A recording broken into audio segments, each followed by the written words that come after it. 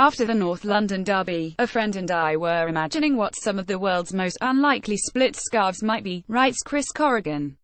It's fun to imagine, but in real life, what are examples of unbelievably unlikely split scarves? Pitch up outside any major match and you are likely to find someone hawking a half-and-half scarf.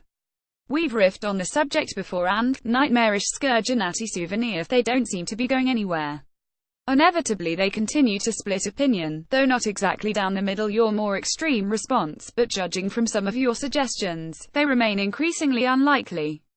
Reader Tim Gray offered up this 2013 vintage Tim Gray at Great Team at the Knowledge Goo regarding unlikely half-and-half scarves. I really can't fathom who these blokes thought would buy these monstrosities. They're not likely to win you any friends in either city. Pic.twitter.com Sukikbub November 30, 2017 Increasingly unlikely Ryan Bailey at Ryan J. Bailey, the Leeds Millwall half-and-half scarf.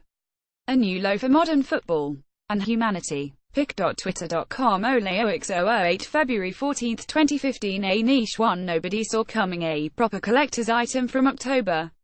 Photograph Nick Potts. James Walker offers a cracker.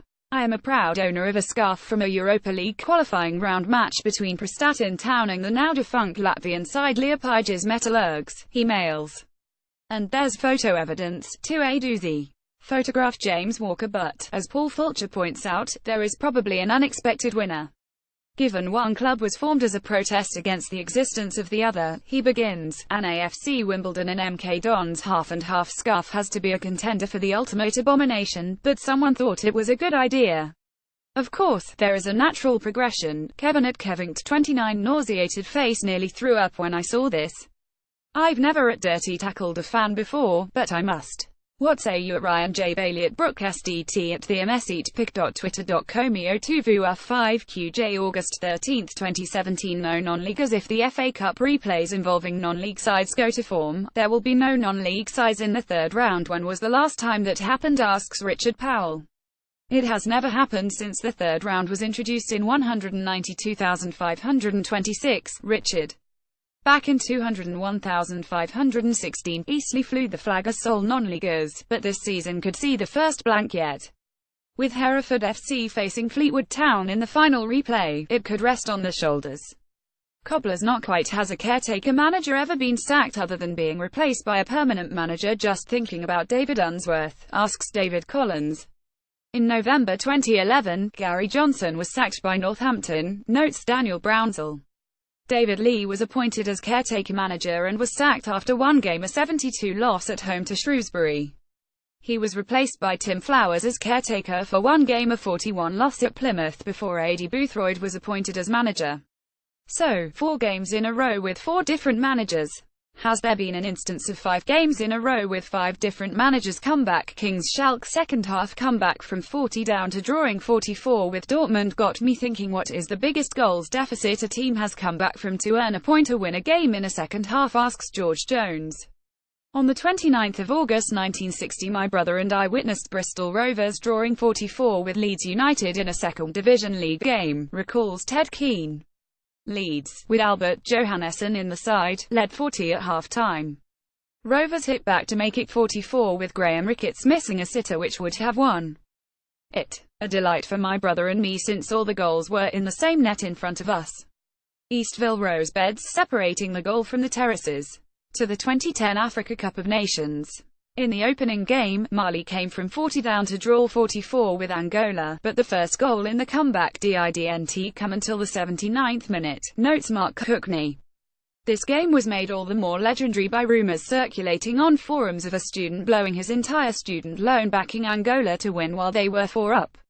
Dirk Maas has another offering. One of the most remarkable comebacks must have been the VfL Bochum v Bayern Munich on the 18th of September 1976.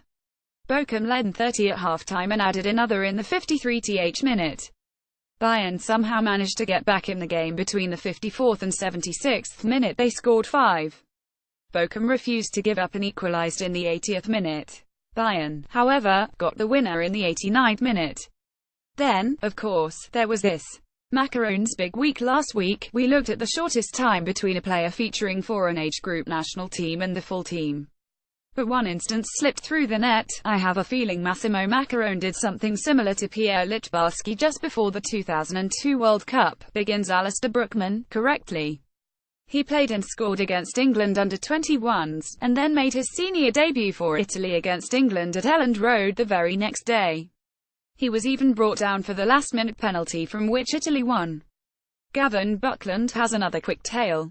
It's worth noting that in February 1978, during AB International against England in Augsburg, West Germany's Ronald Wurm came off the bench to equalise, before 24 hours later repeating the feat for the full national team against the same opponents in Munich. The only difference was the result: England won the B game 21, but lost 21 in the full international. Knowledge Archive has any other football team played 11 trialists like Hereford United did this summer, posed Steve Hodges in 2014. With the threat of liquidation lingering, it was no surprise to see Hereford fielding trialist sides against Royalston and, rather oddly, Besiktas in pre-season. There was understandably little mirth to be found in the reaction to those friendly teams. But not so at Hyde FC. Last month Hyde FC played a team of completely trailists for the third or so time in a row, wrote Don Jacques. It was getting confusing keeping track of the names, so they started naming the players after actors and such. Having named a team of revolutionaries for the fixture against Altrincham, Fidel Castro, Vladimir Lenin, Karl Marx, Leon Trotsky, Maximilian de Robespierre and so forth, mixed in with a couple of contracted players, a trialist 11 took the field against Burnley in their following fixture: Hyde United FC at Hyde United. George Michael, Humphrey Bogart, Arnold Schwarzenegger, Clark Gable, Ron Jeremy, Tom Hanks, Patrick Swayze, Anthony Hopkins. Austin Powers, July 29, 2014. Hyde United FC at Hyde United. Corner to Hyde. Patrick Swayze shouts for someone else to take it. Nobody puts baby on corners. July 29, 2014. Can you help with Nigeria drawn in the same World Cup group as Argentina for the 5th time out of 6? I was wondering whether there were other examples of teams consistently drawing each other, inquires Will Hughes. Spain, Portugal, Morocco and Iran, the geographically closest World Cup group ever, asks Doug Coyle. I seem to remember, in the early 2000s, that Arsenal had 3 different strips with 3 different sponsors. The home kit displayed Dreamcast, their away kit, then gold, was emblazoned with JVC, and their third kit, a navy blue number, showed Sega on the front, writes Elliot Lever.